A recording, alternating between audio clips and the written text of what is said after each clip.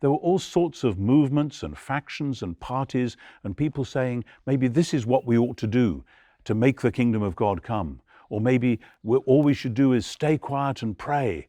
Or maybe we should organize in some new way or reinterpret the ancient laws.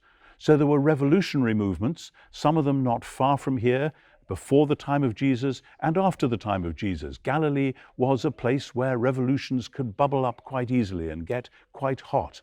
And then there were the Pharisees, who were a populist group, a pressure group if you like, whose aim was that though they weren't themselves priests in the temple, they would try to live in their personal lives in such a state of holiness and purity as if they were actually in the temple themselves. They were a democratizing group, trying to make the ancient religion relevant to every aspect of daily life, and also particularly to keep Israel special, to keep the people of God different and distinct from the rest of the world, so that then God would come and vindicate them.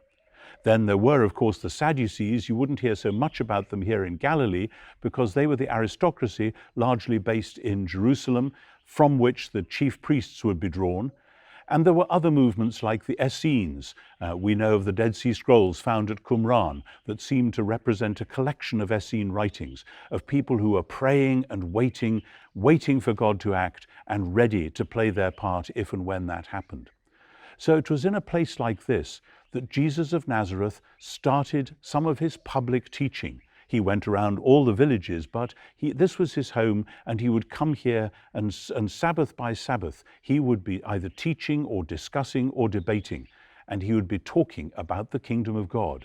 It was kind of the natural thing for people to think about in a place like this, and it had ramifications all across the society, echoing through those different parties and movements and aspirations.